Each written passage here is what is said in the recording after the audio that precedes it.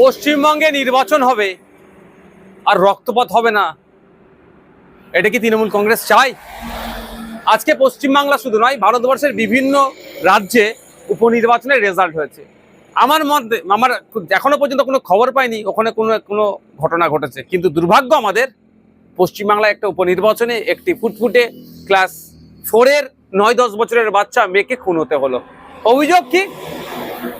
যে তৃণমূলের ছোড়া বোমের আঘাতে ওই বাচ্চা মেয়েটির মৃত্যু হয়েছে।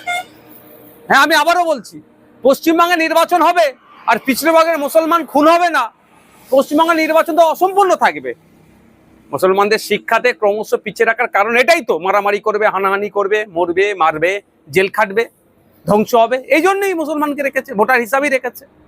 মারামারি করার জন্য লাঠিয়াল হিসাবে বানিয়ে রেখেছে, মানুষদেরকে করার চেষ্টা করছেন। আমরা যারা এর বিরুদ্ধে কথা বলি ওই জন্য আমাদেরকে দোষারোপ করা হয়। এই যে ঘটনা ঘটেছে, রাজ্য সরকারকে প্রকাশ্যে ক্ষমা চাওয়া দরকার। সাথে সাথে ওই যারা দুষ্কৃতী সমাজ বিরোধীদের দাপাদাপি যারা চলছে তাদেরকে ঘাড় ধরে জেলের মধ্যে রাখা দরকার। আমি ওই পরিবারকে সমবেদনা জানাই এবং গভীর উদ্বেগের সাথে বলছি, আমার পশ্চিমবাংলা কোন দিকে এগিয়ে যাচ্ছে। সামান্য একটা উপনির্বাচন, এখানেও যদি খুন হতে হয়, এখানেও যদি হিংসা হয়, তাহলে 2026-এর নির্বাচন কিভাবে হবে? ইলেকশন কমিশন অফ ইন্ডিয়া কি করছে? সম্পূর্ণরূপে পশ্চিমবাংলায় শান্তিপূর্ণ নির্বাচন করতে ব্যর্থ হয়েছে।